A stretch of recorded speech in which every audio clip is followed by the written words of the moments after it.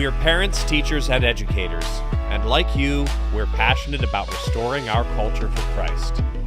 This is Veritas Vox, the voice of classical Christian education. Welcome to Veritas Vox. Again, Laurie, my wife, and I are the people that you're going to hear from today. As I mentioned in a prior episode, we thought it might be fun for you to hear how we go about selecting and creating new curricula. So, Laurie, tell us a little bit about what goes into committing to do new curriculum at Veritas. Well, when we first started Veritas, how many years ago now? 1996. 1996. So, And some of the work that became Veritas was done even before that. right. There wasn't a whole lot of curriculum out there. So you didn't really need to ask the question at that point, is it necessary? Because it was pretty necessary because there was nothing there. Today, one of the first questions we have to ask, because there's some really good curriculum out there, is it needed? Is it necessary? Why are we doing what we're doing? And the answer is, it needs to be what Marlin refers to as a better mousetrap, right? If it's not a better mousetrap, there's just no reason to do it. Too much work otherwise. And so we're always asking ourselves that question. Then we need to have the right people. Marlin and I did a lot of the initial work for the history and the Bible and for phonics, but as we got into Omnibus, we had to assemble a team of people to do that. And we assembled an incredible team to do that. As we've done logic and rhetoric, our hands are in all of these things. Marlin really, particularly in the younger grades, I pretty much touch every page. In the older grades, Marlin touches every page. So if you see something that you don't like in our curriculum, you can know our hands have been on it and you can ask and talk to us about it. And blame us. Or we'll use something for feedback. But, the question is, who are the people that can write this that are going to make the better mousetrap with us? And then, of course, there's always, do we have the funds to do it? Because Veritas, as you've probably seen, doesn't do things poorly. We try to do them very well at high standards. It always bothered me when I would go to homeschool conferences and, I'd look at the things from Random House or Simon and Schuster and they were pretty. And then you'd go to a homeschooling booth and it would be like photocopied and spiral bound. And I said to Marlon, Kitchen table publishing. Yeah, I said to Marlon when we started this, if we can't do this well, I don't want to do it. And so we both agreed on that. So we try to, in fact, one of the things that we laugh about, a lot of the larger publishers, they literally make bindings so that they only last so many years, right? We don't do that. And so our omnibus books stick around for a really, really, really long time. We intentionally do not build the life out of products. So like a 7-year refrigerator, book bindings that fail in 3 are a standard that some publishers use, and it really is sad. But anyway, those really are the three things that we're looking for when we do curriculum. And sometimes we know there's a need, but we don't have the right people yet, or we have the right people, but we don't have the money, or whatever. So we right now are working on quite a few things. Most of these things take years, right? So we're working on a project now that I've been working on for 3 or 4 years. There's a large number of people, in the background working. And part of it is we're trying things out, particularly, with our live students. And then we have a cohort of homeschooling families that we test things with, so to speak, and get feedback from them. So the things we're working on, by the time they get to the general public, have gone through a whole lot of people. Right. It was amazing to me to learn that the major publishers, people much better funded than we are, when it came to a book, would literally have it go through 10 people, 10 cycles, if you will, of editing and proofing as a common experience. That's very expensive. The other thing that Veritas really, and I think this might be in all actuality the most important thing we do, is we try to think about the user. And what I mean by that there is not a one size fits all, right? So when we build a product, we're thinking about, how does a 5-day-a-week school use this? How does a university model use this? How does a homeschooling family use this? And how does an online school use this? And we've tried to make products so that you can pick and choose. It's why when you look at our catalog and you go to our website, it's the 3 ways to teach, right? You teach, which means you as the parent are teaching, or someone you hire to do it for you, which would be a school teaching it, for instance.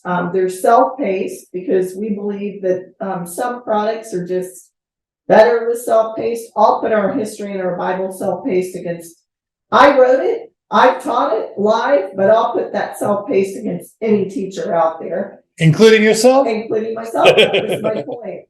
And then, live courses. And so we try to offer things in a wide variety of ways, because you know what's best for your children. We don't. We want you to be the one in control. Yeah. So to kind of restate that, 3 things have to be in place for us to green light a new curriculum. One is we have to have the money that we need, and we're not deeply capitalized, so that generally means out of cash flow. There have been instances where we've worked with private individuals and worked out unique arrangements to fund something, but that's so the money has to be in place. The talent of people that can produce it need to be in place, and that is sometimes within the Veritas Press employment community, but many times is outside it. And then we need to have that idea that, as you called it, I like to call it a better mousetrap. What exists in the marketplace? What can we do to make something that's better than what exists? If we can't do that, as you said, there's really no point. The first thing that we did, and the thing that caused Veritas Press to come into existence, was our grammar school history and Bible cards. We always intended to have music with it, but that wasn't the first thing we did. We always intended to have workbooks or teacher manuals. They're called both sometimes. And so those 3 things, and it's a projects manual as well now, that's right.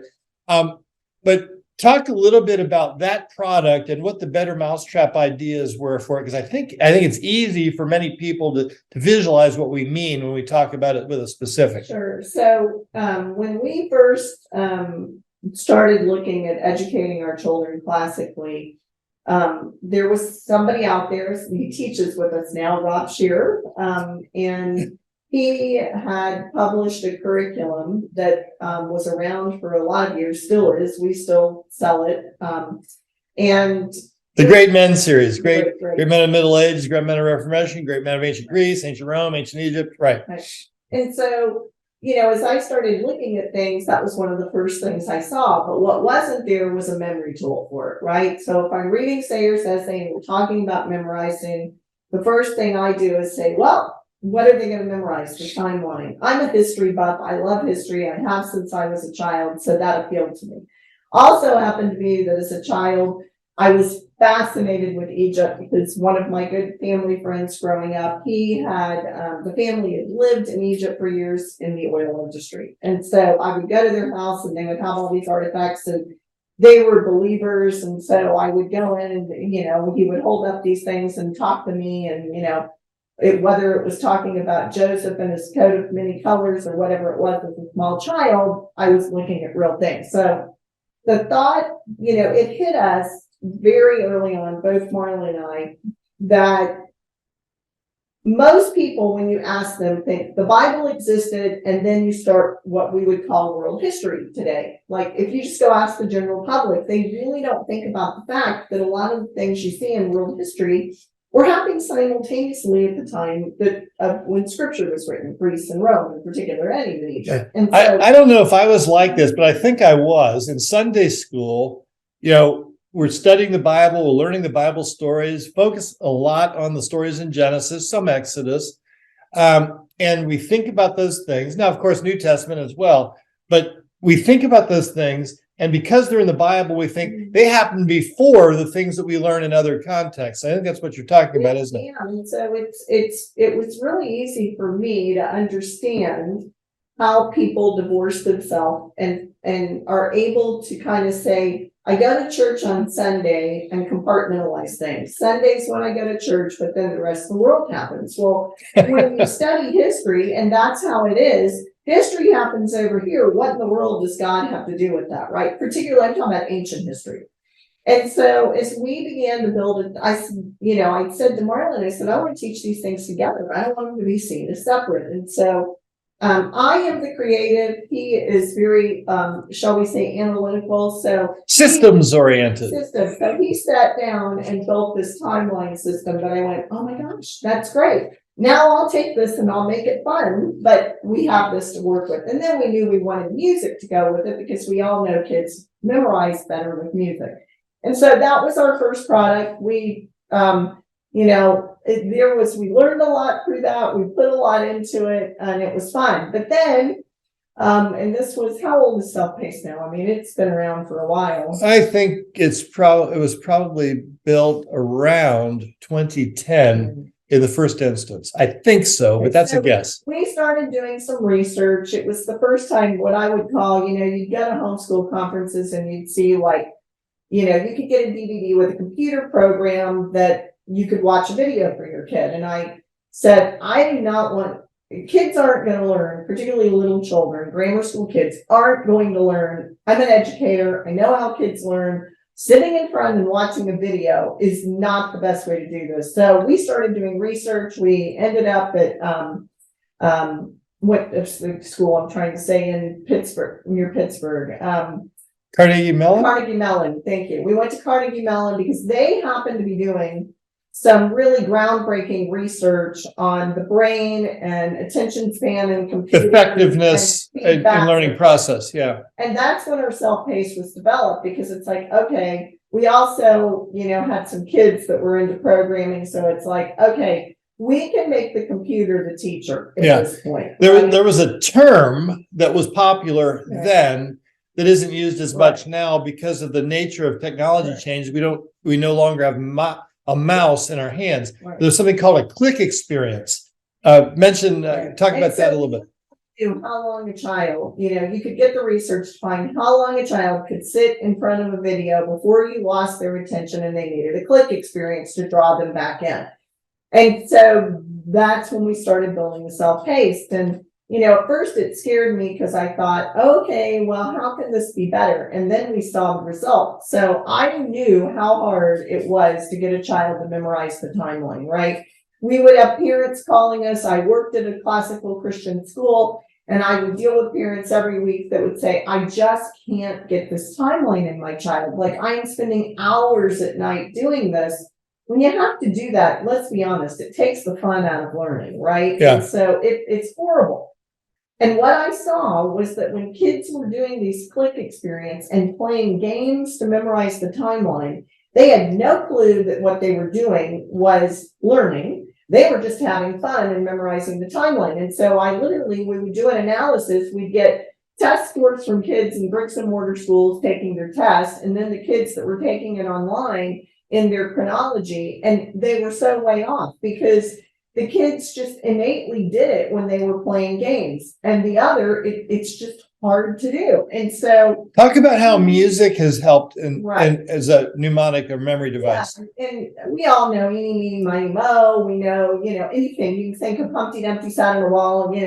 All of these kinds of things in nursery rhymes that you sang as a child, sing so many things. You still remember. I'm 60 something, and I remember them, right? And so we know that, and so we set our timeline to music. It's pretty hilarious when I see my 30-some-odd-year-old son. I can tell what they're doing, literally singing the song in their head that they learned when they were 8, because they're trying to put something into the chronology of where it was. They would do this all the time. When you go on a field trip with anybody that's kids in our curriculum, so often I have docents that'll say, how do they know what was going on? And how can they look at that airplane when all they've seen is a date? how did they know it was from World War II? I'm like, that's really easy because they have the chronology in their head and they know the date and they know there was a war then. I'm still stuck on something. You're 60 something? Yeah, I am. Mhm. What does that Wow. make you? I'm sorry. Yes, I am. And not by just a year.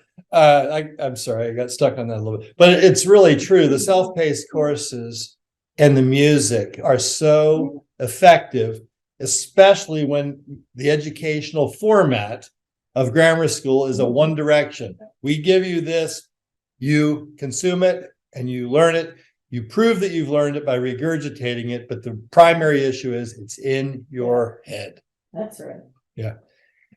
So that was the other thing about the history and Bible that is very significant, and I've grown to realize how significant it is, that there are events that are significant enough to make our top 160. That's how many events there are in the grammar school history curriculum over 5 years, 32 events a year, 5 years. But there are events that are biblically recorded that are significant historic events. Creation, obviously, is fairly significant in history. And how many of you started off your history in school with creation? That's the beginning. That's the beginning. Yeah. Well, and what, and certainly not in a secular education like I got. I hated history in school because I didn't see its relevance. When I studied the Middle Ages, I learned the different categories of people, the feudal system. And I couldn't relate to that, and it didn't have any meaning. But when I started understanding as an adult the impact of the Reformation on culture and how that has impacted where we are today, that resonated. The other thing is, if you Google the 10 most important events in history, and I would challenge any listener to do that. I don't know how deep you have to go. I've gone more than 20 pages deep, and I've never found a list that include the easily established most significant event in history in terms of its impact, and that is the birth of Christ, or if you want to call it the death, burial, and resurrection, whatever. But the appearance of God becoming man as a Christian, as we would understand it, that's never listed. Yeah, exactly. And so we wanted our history curriculum to be that way, but we also wanted the Bible curriculum to be really learning the names, dates, places, where things are in the Bible. And so we have 160 events, 96 in the Old Testament, 64 in the New, of learning the content of the Bible. And when those are integrated, the learning of the Bible and the learning of history, even with history having some biblical events, I think there are about 30 that overlap between the two, it gives students an invaluable education. And we saw that easily as, if not a better mousetrap, a mousetrap that needed to come into existence. Talk about how the omnibus came about a little bit. Well, I think... And what it is, too, for people that may not know. Anybody that's in classical ed and you do any reading, you know the great books comes up, right? Like it's there, Mortimer Adler, any list that you read. But what I saw was there wasn't a connection to what the children had always learned. So I think what you're going to find in our curriculum, and I think if you read Spayer's, that was our whole point. We don't memorize things in grammar school for the sake of memorizing them, right? Like it's not... I'm not, and some people would argue this. I know that think Sayers was just saying it doesn't matter what you memorize. I think it does because it's in there for good, right? So I'm going to have them memorize something. I'm going to make it worthwhile. So for future recalls, right, what I think you're alluding to. Recall. And so we wanted something that was tied into our history. We've given them 32 biblical events a year, 32 historical events, tied them together, let them see how they interconnect. But now what are we going to do with that? And the thing that we said was the best thing we know that has stood the test of time is the great books. Textbooks, you just get little snippets, but you don't understand. When you read Herodotus for the first time, and I know, I'm a history buff. I love Herodotus. And so even the trails, even those rabbit trails. But I read that and just go, oh my goodness, this makes sense, right? I never read Herodotus till I was an adult. I didn't even have Herodotus in college when I was reading some of the great books. And so I look at this and I see, why are we reading about when we can read the actual source of things? And so our kids read the great books, and at the same time, like I've said in other podcasts, we want them to learn how to think about them. You know, I don't want them reading all these secular things, particularly coming from some of the ancients, Aristotle and Plato and Socrates, without a Christian worldview being laid over that. And as they're learning logic, they're learning to think. So they're learning to ask questions. So Omnibus is full of connections and questions, but you'll see in the back of the Omnibus book, all the chapters are related to the history parts, right? So we give you the ability to make okay, remember when you studied this, Right. remember when you studied the Council of Chalcedon or the Nicene Creed, or when you studied, you know, about Pharaoh Menes. What does this have to do with what we're reading now? Let's put it into context of what it is. Yeah. As we created the omnibus, and it was a lengthy, we created 6 books, really over 8 years, had wonderful talent involved in it. But ultimately, and I'm not sure we could have even answered the question this way, like we're able to now. When somebody asks me, so what does my child learn from the omnibus?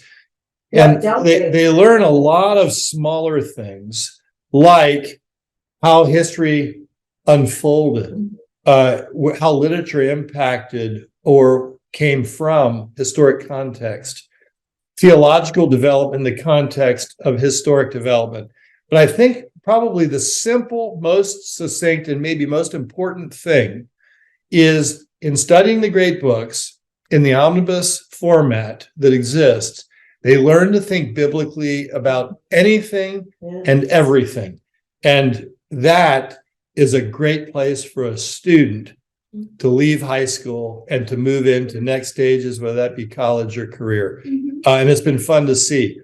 Now we have another curricular piece that I think is worth discussing, and that is the whole idea of rhetoric and how that came about. Tell us a little bit about how the Better Mousetrap and the people and that sort of thing came together to produce a rhetoric of love.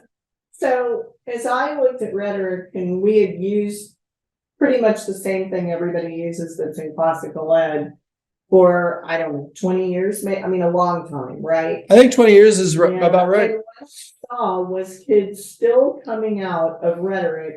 I would see it during senior thesis.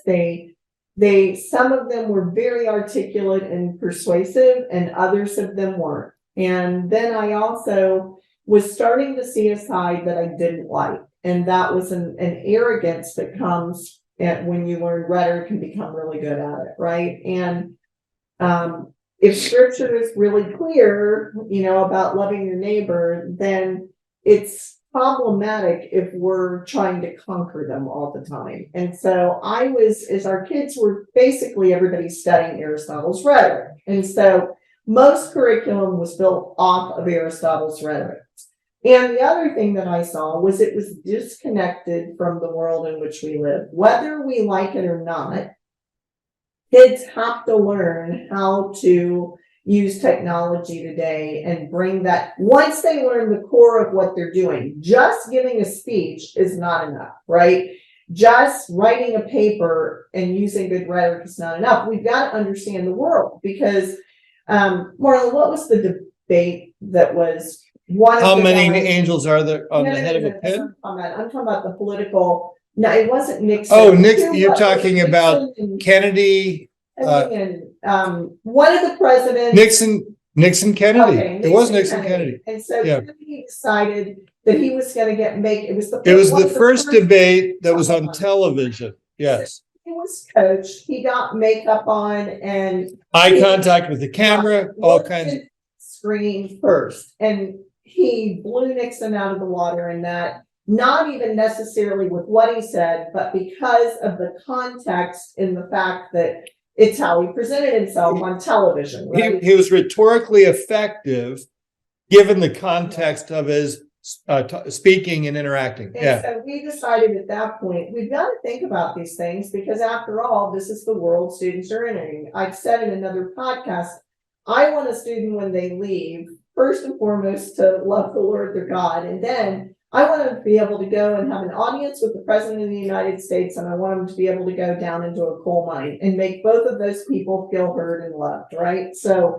if we're doing that, we've got to know the things. And so we had a rhetoric of love, which is coming from, it does have some Aristotle's rhetoric in it, but it's really teaching a student not about how to conquer, but it's teaching them about how to think about the other person and what you're trying to communicate to them, right? Yeah. Then we wanted a year that was literally nothing more than how to, right? So practice. So I happen to have a son who, he's a grown man now, but is in the theater world. And I saw this just so much as I would have kids. I would watch him as he was going through his classes. I can give you a book to read about theater, right? And you can learn all the things about what, elocution and pronunciation and all of that. But it doesn't, you read all of that. But if you don't get on stage and practice and have somebody in your face telling you, you need to do this, you need to do this, it doesn't work. Like nobody becomes great on a stage by reading a book, right? It's by doing it that they become great. And so our second year of rhetoric is doing it. Yeah, as we have thought and sought to find and then create better mousetraps, the history and Bible was a relatively simple thing because we had an idea that came to us quickly and it made simple sense. But as you know, we struggled for decades thinking in terms of what would be a better mousetrap in rhetoric, because Aristotle's rhetoric, like you said, is what most curricula at the time, and I think still was based on. And Aristotle was teaching his 5 canons of rhetoric and rhetoric in general to statesmen for purposes of public discourse. Now, I know that there are likely not many people here who have given a State of the Union address. I say that tongue in cheek. That kind of speech or a talk in the halls of the U.S. Senate or on national television about a significant or controversial topic is not where most people find themselves. And rhetoric for that is important, but it's not complete. Rhetoric involves effective communication in small groups. It involves one-on-one. It involves speaking to an audience. We've done a fair amount of speaking in classical education, the homeschool groups and school groups. That's a category that's significant, but it is not all of it. So that was one thing that was lacking. And then the other thing that was really lacking was Aristotle's rhetoric, while it speaks against sophistry and the whole idea of simply dominating, it's actually questionable as to whether or not it really gets away from an attempt to persuade at all cost. And that wasn't what we would consider to be a Christian form of rhetoric. And when Doug Jones came to us with the idea of a rhetoric of love and the idea of seeing a rhetoric of love versus a rhetoric of domination, that did it for me. That did it for us. We now have this better mousetrap idea, and we feel like what we've created is something that is qualitatively different and really good stuff for a student as a capstone in their classical education. So that's what it takes for us to make curriculum. I hope that's been helpful. It's been a lot of fun doing it, and it's been a little bit behind the scenes. I hope you didn't see it too much like making sausage and not wanting to know. It's been helpful. It's been fun to articulate it too. Thanks again, honey, for this fun time of just kind of thinking through what we do and why we do it. Folks, you have been with us on Veritas Vox, the voice of classical Christian education. Until next time.